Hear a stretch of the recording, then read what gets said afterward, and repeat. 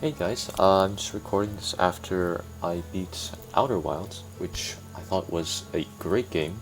The expectations definitely lived up, but that's not the point. When I was at the end, it got me thinking about first playthroughs, and I realized that No matter what you do, you'll never be able to experience your first playthrough of a game ever again.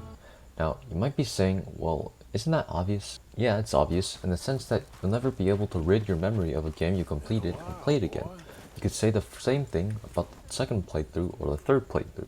What I'm getting at though is the pricelessness of the first experience. you can say all you want about the second or 29th playthrough, but the first one is pretty much the only time where first times happen. The first time you lift off in Outer Wilds, the first time you step out into the lands of Hyrule in Breath of the Wild, the first time you get called maidenless in Elden Ring, the first time you do anything in any game, you're finding new things in an unfamiliar world. But when all is said and done and you're at the credit screen, what happens now? You've run your course and now the game is over. Sure, you could play the game again, start from scratch like you did the first time, but you already know where's what and what's where and why's that and who's there. Whether it's vague or detailed, the set course to the goal is ingrained in your mind every time you play the game from now on. And this is the exact moment when you realize the pricelessness of the first playthrough. There's a couple things I want to talk about then. So, cook up a goat cheese, buckle your seatbelt, and strap in for a long video. And let's start with what makes the first playthrough special.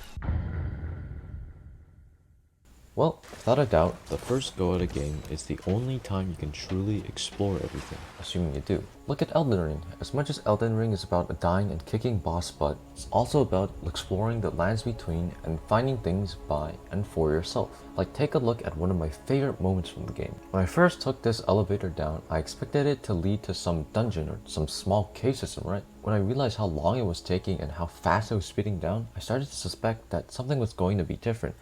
And I was right. This is something that From Software does not fail to do and is present in all of their games. These moments of pure spectacle are what I call oh wow moments, because every time I experience them, I go, whoa, whoa. Whoa! You will witness true horror. Oh wow, I am so dead. These moments are not only just jaw-dropping visual invitations to entirely new places to explore, but they're also surefire ways to create fond memories of the game.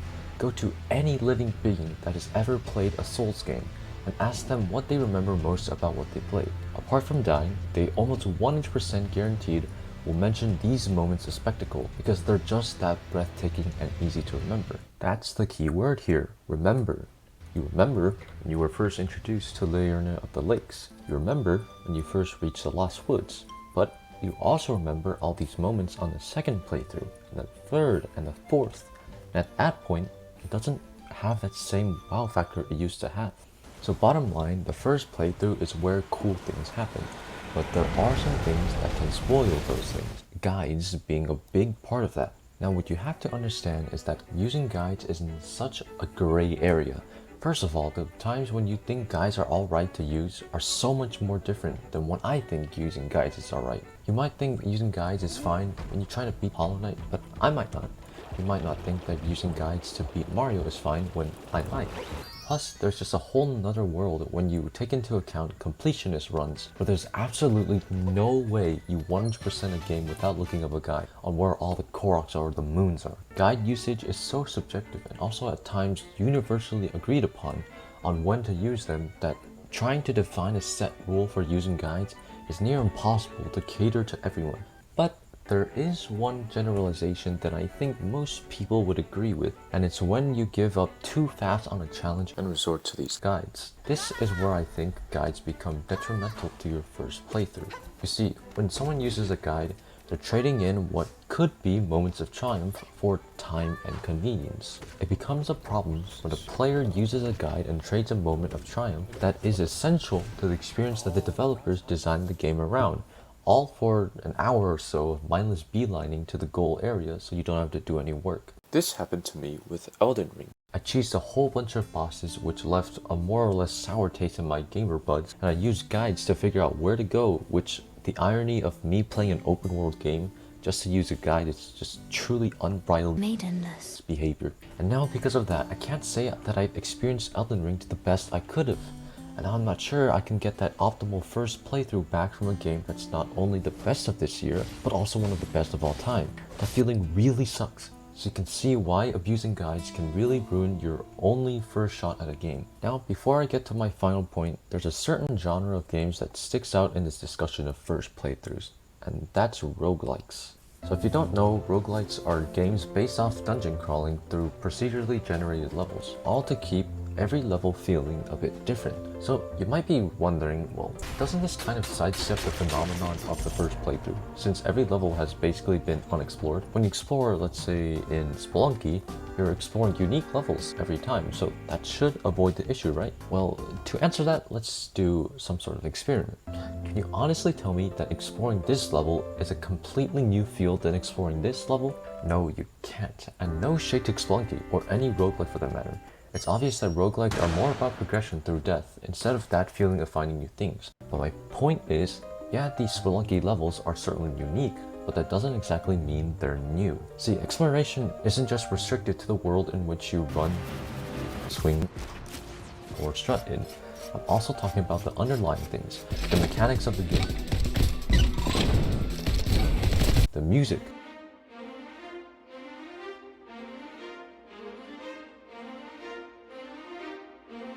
the sound design,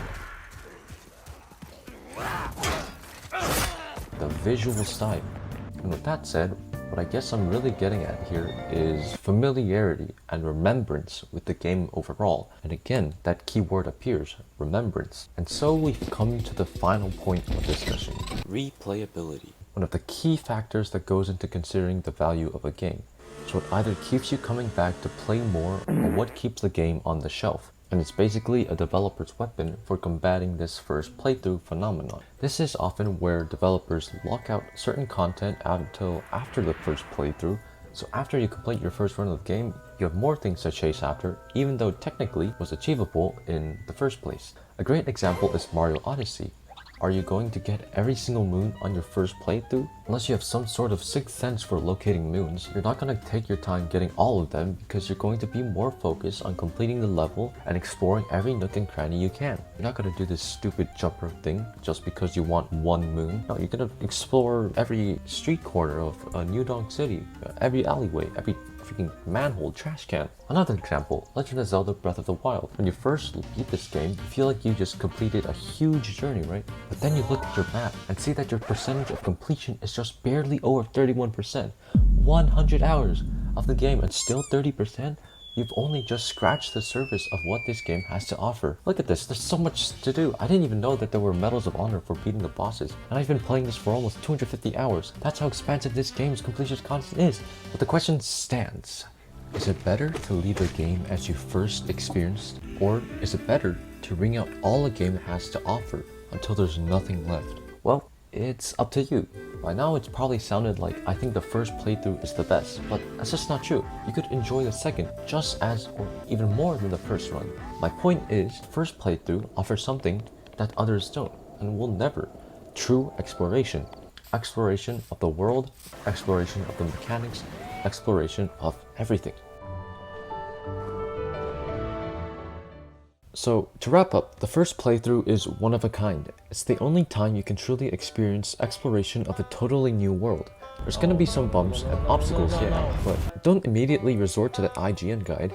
Let yourself be challenged, not because you want to spend an hour finding out where to go or what to do, but so you can be rewarded for that and spend just a couple minutes having moments like these. It's over! 5 months! It's over! Oh, she's so close. We got it. We got it. We got it. What the fuck?